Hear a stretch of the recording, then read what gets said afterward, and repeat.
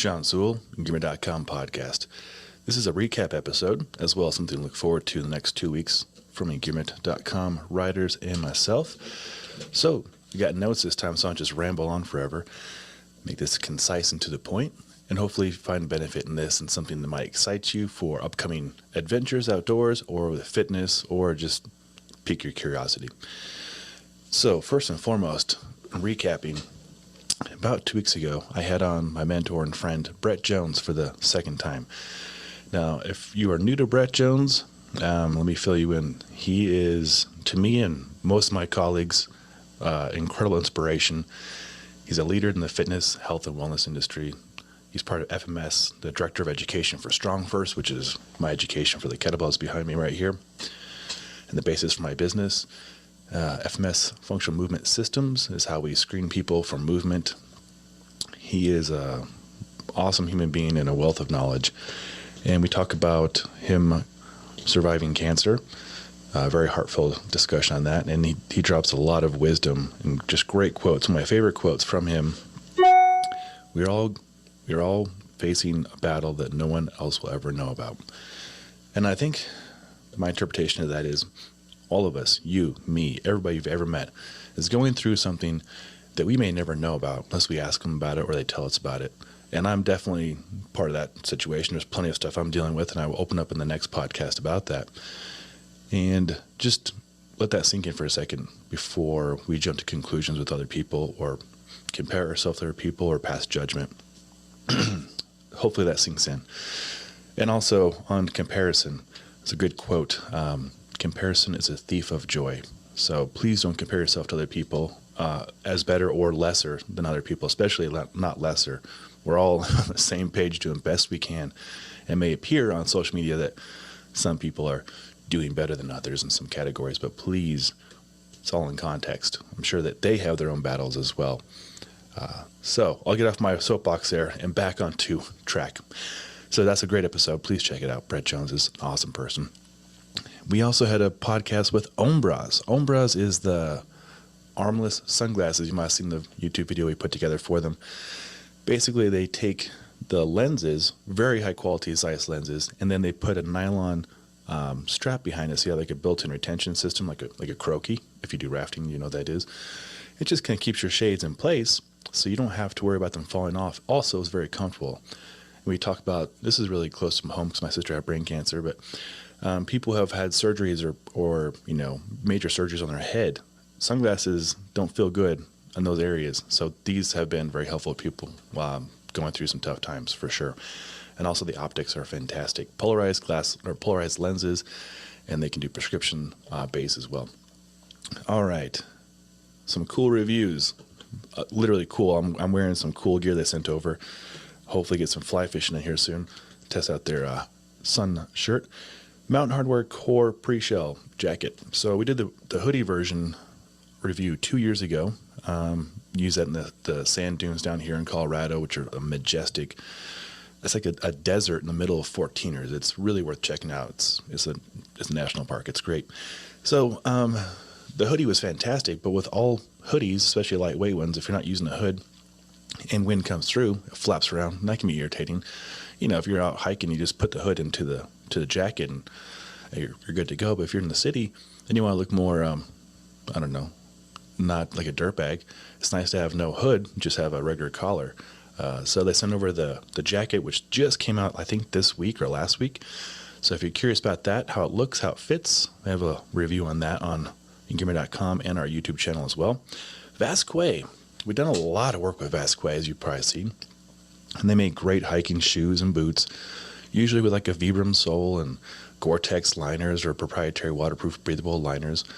And so they kind of venture into a different territory with this shoe they sent over. It's more of a after shoe, after you're hiking, after you're backpacking, after, in my case, splitboarding, or after training. It's called a Satoru Mock. It's a mesh sock-like structure that kind of slips onto your foot, and I used it without socks, which is nice because it's getting hot. It's going to be 85 degrees here in Denver today. That's flipping hot to me. So, of course, I'm going camping, finding some snow, camp in the snow, cool off. But the Satoru Mock is very comfortable for putting on after activities. They're like 7 ounces, so pretty lightweight. So you could take it backpacking or especially car camping. And then I use it for training in the gym, of course, swinging the kettlebells and doing the T-Rex and all the fun stuff we do. Good stuff. Got a review on that. Speaking of more fitness stuff, sorry, I just woke up. Decathlon sent over a spin bike. It's just out of frame. And my wife and I have been using the heck out of it for like 2 months. So we really gave it a fair shakedown. We use spin bikes in the gym. I'm not a fan of using spin bikes for my clients, but for my own like long, slow duration cardio, it's okay to like zone out and just do some spin bike. So, and then of course there's Peloton. I went to Costco to try and find some comparison. There's a pretty nice one for like $900. There's a Schwinn for like $900. This Decathlon's $500. Most of the features, you might not get a screen, but you probably have a tablet or an iPad, and it has a perfect slot right there for it. Great, and it works. It's got like a 40-pound, 18-kilogram flywheel, so that's legit. And then of course, Patagonia. This is cool. So before Engearment started, I've always wanted the black hole backpack. That's like, I always wanted, I've seen them. I'm like, that's a good looking backpack. I would love to have one, to use one. And then about a month and a half ago, Patagonia, and they sent over some stuff to first review, of course. And in it was the black hole 32-liter backpack. And I was like, had a moment where I just got a little teary-eyed and a little lump in the throat. And I was like, holy moly, like, it's worked. It's manifested. Like, the backpack I've wanted to use for the last 10 years showed up. And it lived up to my expectations. I'm using it currently. It's out of frame, but it's not made out of recycled fishing nets. So that's great. That's super great. So we have a glowing review on the Patagonia Black Hole 32. They also sent over the Torrent Shell rain pant. So 2 years ago, I believe, again, we were the first company to put out the review on the Torrent Shell 3-layer jacket. Again, made from recycled fishing nets. I love it. They're taking fishing nets out of the ocean that are just causing havoc for all the animals and for us.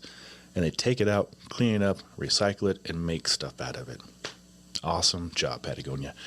So the Torrent Shell, budget-friendly, 3-layer waterproof, breathable, packable pant. Goes really well with the Torrent Shell jacket. I think all in, you can get that set up for like $260 for a waterproof jacket and pant. They'll take on anything you can throw at it, plus made out of recycled fishing nets. Awesome stuff. And then my friend Andrew on the East Coast, who's actually doing his first 100K Ultra race right now. So Andrew, go, man. Good for you. You're an awesome guy. Did the Ultra Lone Peak review. Ultra Lone Peak 5, I believe. So he's our long-distance runner in the group. I barely run. I only run if I have to chase the dogs. But on the other end of the spectrum, Andrew out there on the East Coast is just kicking butt. And then Sea to Summit. So water. When you're camping or doing anything outside and you carry water, how do you usually carry it? Do you carry water bottles? Well, I do. I always have water bottles. But how do you carry a lot of water? You can get the traditional big blue thing. You get REI that all of us probably have one of those and then forget to clean it. It gets a little funky. Or you can have a cooler, of course. And we have so many coolers. Oh, stay tuned for the Dometic 55-liter cooler solar panel from Renogy and their PB40 battery. I'm actually going to shoot that tonight when we're camping. Back to how do you store water? Well, I was really stoked when Sea to Summit sent over their new Water Cell X 10-liter water bladder. I'm impressed because, one, doesn't take up much space, and 10 liters is enough for me and my family, for my wife and my 2 dogs, for 2 days easily, right? And it stores up really small. It's not like a big, huge container. It's a pliable, durable 400 denier material, and it slides in anywhere you want to. I have it actually kind of wedged between a couple of bags in my truck, and it sits there perfectly. And then when you want to use it, you just pull it up onto a tree branch. In my case, I put it on top of my roof rack on top of the 4Runner and just let it dangle there, and then fill up the water bottles for my friends, my dogs, water bowls, and we're good to go. And then also, it's got a shower nozzle, so you can use it as a drip shower. Pretty sweet. So we have reviews on all of those up, and you can check those out on Engearment.com, also on this YouTube channel if you're watching this Engearment.com podcast video. Hopefully you find it entertaining. it's fun because every time I do a meeting with, I don't know, say Gore-Tex or whoever, and we hop on the Zoom or whatever we're using, and they see the background, everybody always asks, and I love explaining to them what the background is all about. So I have to give credit to my wife for creating the background. So, and we're all doing Zooms and stuff, right? So a really easy way to showcase who you are is in your background, whether it's your family, that fish you caught, some trophies you've accumulated or earned, or a book you wrote, or whatever it is. Like, it's really nice to just have some character behind you. And if I know not everybody can do that in a situation, but if you can, it's nice. So people have something to look at in the background, like, oh, that's a talking point. What is that book? Well, that's Pavel's book, The Quick and the Dead. I'm on page 43. What is that right there? Oh, that's a book I wrote on splitboarding. Again, it's not a good book. In fact, this is kind of a fun tangent. Criticism. All right. I get a lot of criticism. I used to take it very personally, and then I realized a lot of people are just looking for reaction. Sometimes it's positive criticism, like, your audio sucks, get a lapel microphone, and I agree. Or your video sucks, and I agree. I was shooting on an iPhone on the wrong side of the camera. So now we have professional cameras, and now we have professional lavalier wireless microphones. You know, we get better. Here's a camera, for example. Went from an iPhone to this. If you know what this is the G9 with the 1.7, 10 to 25. You know, it's a significant investment. Took a long time to get there, but I want to create stuff, content, video, and audio that is not only helpful, but also sounds good and looks good. So, tool like this, Rode wireless microphone, gets the job done. So, back to positive criticism. All for it, all for growing, but oftentimes there's some criticism out there that just makes you hurt, to be honest, just hurts. So back to my book. So this book has been out since 2017, and how it started was there's a website called Massdrop. I think it's called Drop now. And they asked me to write a piece on splitboarding. So I wrote like a 3,000 word piece and put some pictures up. And it was really well received, had a lot of questions. And I wrote down all the questions. I was like, God, this is helpful for myself to learn how to help people. And also people are receiving it well. And so I thought to myself, this could be an ebook. So I put together an ebook, and mostly it's a lot of cool pictures, a lot of videos. There's interviews in there with Jeremy Jones. Yes, that Jeremy Jones, the splitboarding legend.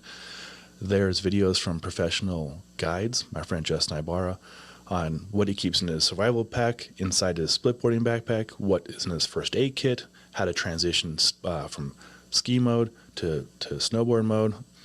There's videos on me going over different gear, like different gear reviews on bindings, Spark R&D, Karakoram, what kind of boots to use, what kind of skins. It's very detailed, right? It's been really well received over the last 4.5 years. And it's on Amazon. Don't buy it. Well, you could buy it, but I'll send you the better copy. I actually broke Amazon Kindle. I didn't physically break it in half. When I submitted the book, it was too much hyperlinks and too much videos for their platform, the KDP, Kindle Direct Publishing platform. So it actually took 3 months for them to build a team somewhere in the world, re-engineered KDP to allow books like this to work. So I hope that by me challenging the system, breaking it, them fixing it, has allowed other people to create books like this. What I mean by this is it's like 55 pages, not big, but each page has got abundance of video and big pictures that you can blow up. Like there's a picture of me at Mount Shuksan, which is a gorgeous mountain. It's like 20 megabytes. So I'd like to feel like you can blow it up. In fact, on the other side of the wall, my wife for my birthday and Christmas, almost the same day, made like a 7-foot by 8-foot blow up of that. So you can do the same with those pictures too, because they're that high of quality. I wanted to like give you National Geographic level content. Anywho, back to criticism. So I go on Amazon and I'm just going through to see if I need to moderate anything. But you can't moderate on Amazon. On Facebook you can moderate. On YouTube I can moderate. So if something's really horrible, I can say spam, or I can reply, or I can delete. And so on Amazon you can't. You're up to the mercy of Amazon, which is really weird because I've done reviews for Amazon products and I submit it and then they reject it. And I'm like, why would you reject it? There's a picture of me using this thing. There's a video of me using this thing. Here's like 3 paragraphs of how I used it, why I like this or why I didn't like this. And I'm a verified purchaser, but I don't know if there's an algorithm that I don't understand, but whatever. Anyways, there's 3 reviews in my book. It went from 5-star reviews, which I was really stoked on, to like 1.5 star. And I was like, what in the heck? Each review was a person who didn't purchase the book and just scathing reviews. I was like, oh, that hurts, right? So I took it very personal because I put a lot into the book. And I know I was a content creator. You can't take these things personal, right? And there's a book called The 4 Agreements.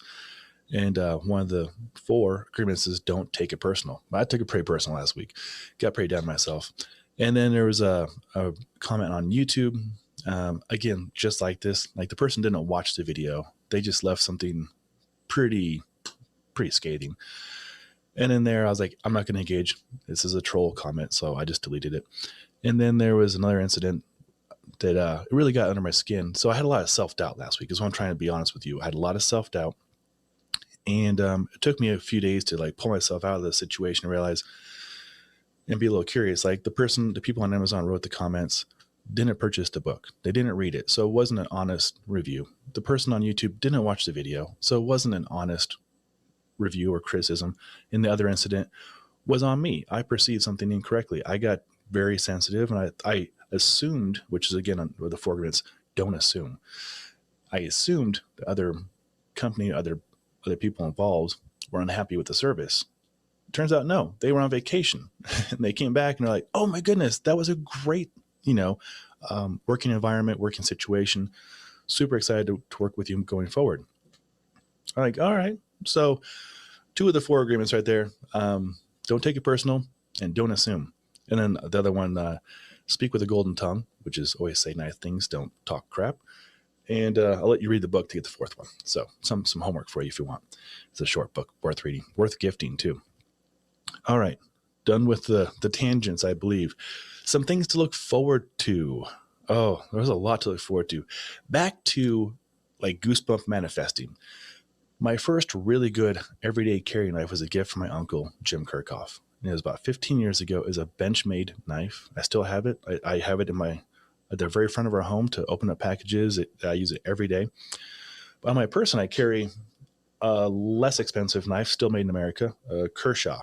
EDC is, I think this is a scallion. And this is the one I gift to all my friends. So everybody gets either a tactical pen or a knife for their birthday.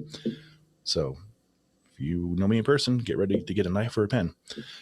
Long story longer, Benchmade, made in Oregon, made here in the USA, super high quality. Yesterday, I go to get to the mail, and in the mail is a Benchmade.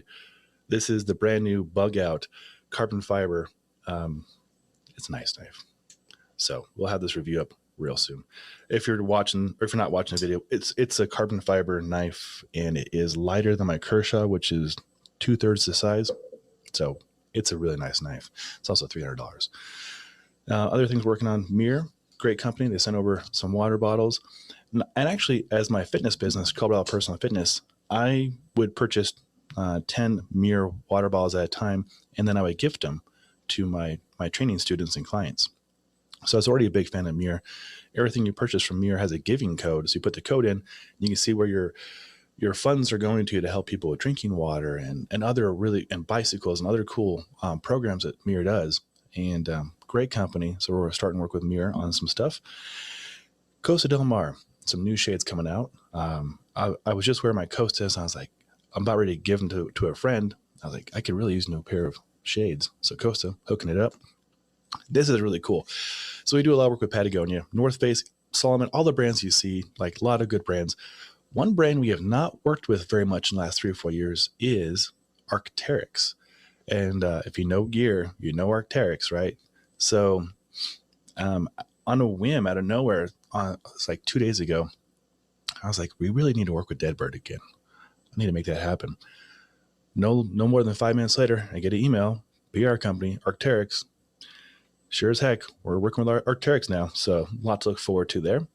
To my bow hunter and hunter friends out there, I know it's you guys are outside, you pay money for your tags And this goes to help us outdoor users as well. So anybody who's a hiker, backpacker, backcountry skier, a fisherman or fisherwoman, we all benefit from hunters. So we have to give credit to that for sure. And also, they look at gear a lot like how us backpackers and campers and hikers look at gear. They're looking for a lightweight, bow hunters especially, lightweight, durable, well-made gear. So a company that keeps popping up on my radar is Kuiu, Kuiu. And again, they reached out to us last week to work together on some projects. So that's really, really awesome. That'll help a lot of people who are backpacking with big kits, or light kits coming back with a big kit, hopefully, right? Come back with some, something you track down. And so this is going to hit a really cool part of the audience right here. Hoka sent over some really cool shoes that come out in the fall. They're, as always, Hoka's like walking and running on clouds. They're really nice. Decathlon. Oh, this is really fun. So again, Decathlon is this French company. They're really, really big in Europe, like huge.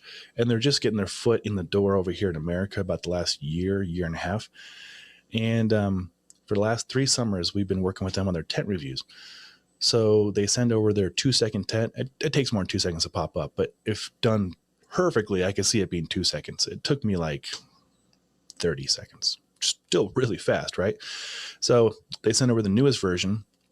So depending on where we camp tonight, if we're in the snow, I'm not going to use it. But if we can find dirt, hopefully not mud, then I will have a teaser video on that up tonight.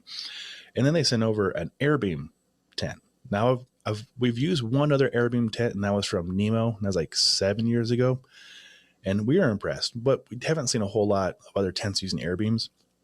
This is actually a very large. It's a 4-person. It looks like a 6-person to me because I'm more backpacker style as opposed to like glamping, huge style.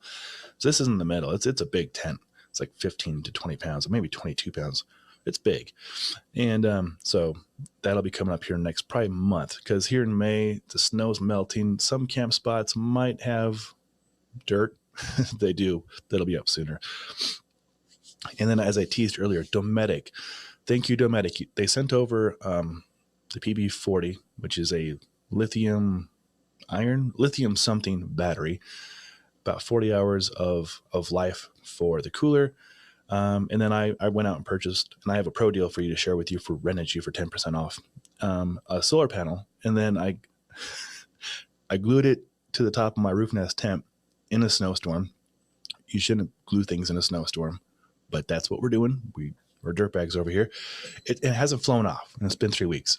So it looks ghetto, but I don't care. It's on top of the roof. Nobody's going to look there unless they're above me, which could happen.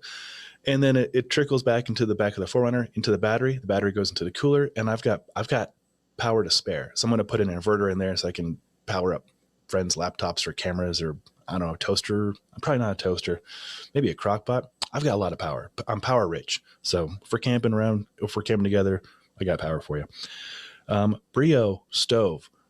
Oh, this thing is huge. And it's awesome. It's like 65 pounds. So I went to go shoot the video for this, and I forgot the firewood. That was embarrassing.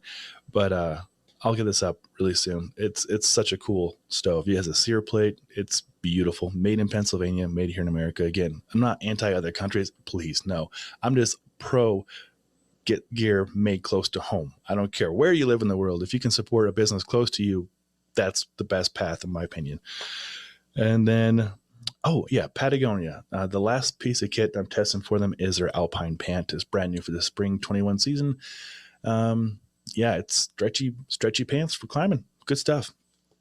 I believe that gets you caught up, and I believe that's almost half an hour. That's a lot of information to process. If you're listening this far, thank you for making it all the way through. Hopefully any one of these 30 things I've mentioned might have gotten you a little bit excited. The podcast with Brett Jones, I would recommend checking out. I think anybody with any background will find value in it. Not just fitness, not just cancer survivors, not just outdoor recreation, but he drops some wisdom that's very applicable and very helpful. And I'll have another episode up next week, a really heavy episode. I'll give you a bit of a preview on it. It'll be the why, and the why I do Engearment, why I do Colorado Personal Fitness, what led me on that path, and the passing of my family and how I've used that as motivation to serve you guys, to help people with their health and fitness and wellness, and to get everybody outside and get them stoked on the gear that helps them enjoy the outdoors even more with their friends and their family. So it'll be a heavy episode, but it's been long overdue, and I think it'd be extremely relevant for some listeners out there. So anyways, love you guys for listening all the way through this. Hit me up with any questions, Sean at engearment.com. Until next time, take care.